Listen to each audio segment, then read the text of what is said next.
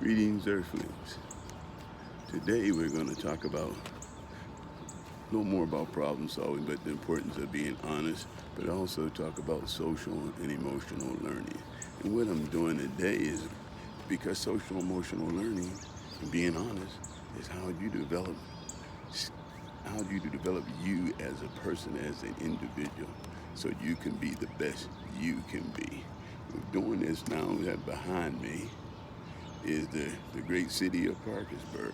That one day you will be a voter to be able to elect officials that's going to make this place even better. And one day could be you, could be one of those officials. School board member, city council, mayor, fire chief, police chief, all those jobs are open for those students that develop themselves socially and emotionally now.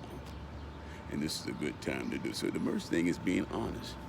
Where do you stand academically right now? You should be have your parents, or your parents, hopefully your parents are listening to these videos, they're looking at your child and seeing what they're doing academically. Where do they stand as far as reading and as far as math? If they're pre-K, kindergarten, first and second grade, you must realize that first you learn to read, and then you evolve into third, fourth, and on up. Then you read to learn. So if you don't have those skills, those good reading skills and those comprehension skills, by the time you get in third grade, it's going to be harder for you to be able to learn. You come to pre-K, kindergarten, ask students, how many of you know the ABC song? Everybody sings the ABC song. Then I said, once you learn the ABCs, you learn to identify the letters, and you learn the sounds of the letters. Then you learn the sounds of the letters, you start putting them together in their words. You start making sentences, and now you are a reader. And now you're ready to start improving your knowledge. That light bulb comes on. That's the most important thing in life, is to develop that skill of reading and doing math. So when that light bulb comes on, that light bulb of learning, that's a great feeling when you learn something new. And that's a continuing process, learning something new. I'm still trying to learn new things on a daily basis. And I'm a little bit older than, or should I say a lot older than a lot of you. But let's get back to the social and emotional learning and telling the truth. Your emotions are important. Learning to control your emotions. We have those anger, we have sadness, and we have joy. We also have that disgust and fear.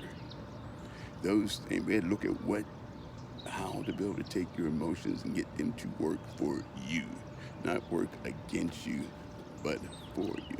A lot of times we're afraid to do things, which in turn, and so if you're afraid to do them, there's nothing wrong being a little afraid, but don't let that stop you from growing and learning and being positive.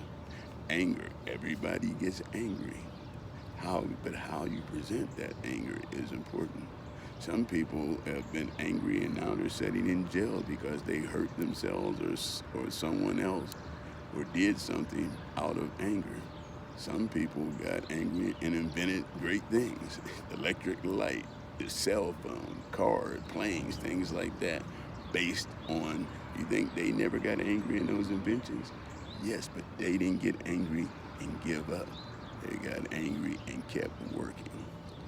And kept working into developing something positive for themselves. Because once you realize that you control your own destiny, what you do will enable what kind of future you will have. Think about it. What you do now in elementary school will enable what kind of life you're going, what kind of food you'll be eating, what kind of car you'll drive, what kind of home you'll live in, what kind of life you'll have will be based on the knowledge and how you spend your time now, especially during this pandemic. Because when school comes back and opens up, you want to be prepared to learn, to grow, and to keep learning. If you can identify where you're at, what your needs are academically, then in turn and practice them and improve them, so when school does start, you'll be ready to roll right on in, ready to keep on learning and growing. And that's where it comes down to setting those goals. Find out where you're at academically, then look at what you can do to achieve those goals. How you can get help from others, tutoring, parents, more reading, putting more time and effort in your studies and things like that. Yeah, that's how would help you to set the goals that you set the goals, reach the goals that you have set to achieve. Also, having empathy for others. Because, I tell students all the time, when you're in a class and you're not listening and you're playing around, you're taking away from your education, but you're also taking away from your classmates. It's some students that are there to learn and want to learn. But by you taking the teacher's time to have to correct you and redirect you, that's taken away from students that really are trying to learn and could use that extra help. So have some empathy and think about other people's feelings and what you do and how that affects others in your family. A lot of times when you do things and think it's just you, but whatever you do, it comes back and affects your family, because if you're not getting an education, then in turn somebody's going to take care of you. And who's that somebody? Your family. If you go out and make a bad choice and get in some trouble, who are you going to be calling and have to work with you? Your family. So what you do affects everyone around you, and you affects you, your immediate family, your city, and our world. The most important thing is to establish good, positive relationships with other people, with other Earthlings, with other human beings. Not come to school and play around, and be a bully. Say me, because I cannot understand how someone can feel good saying negative things about other people to hurt someone's feelings. You could be a superhero. I would rather see people making other Earthlings smile with the words they say and their actions, instead of them hurting them and making them frown and be sad. But it's up to you to start with yourself. A lot of you probably don't remember, but maybe some parents or grandparents remember, is President John F. Kennedy once said, "Ask not what your country can do for you." Think about it. Ask not what your city or your country can do for you or your family. Ask what you can do for your country. And what you can do for yourself is becoming the best person you can be, the best Earthling you can be. And if we had people working to become the best that they can become, then the planet will become a lot better. The city will be better. The city will be great. We could have a great city. Look at this great, beautiful city behind us. We can help make this city great by getting an education and being the best, positive, and productive students we could possibly be. The first thing we talk about when I ask students a lot of times, I say, "Why'd you do that?" "I don't know." Well, if you are doing things and you don't know why you're doing them, maybe you shouldn't be doing them. Ask yourself that. Why did I do that? You learn why you did it, so you can learn why you don't want to do it again. So it's important for you to grasp and understand what you're doing so that you can be able to work with other people, especially right now, your family. Right now, you're at close quarters with your family. What can you do to help your mother and father and brothers and sisters right now, and yourself? How about keeping your room clean?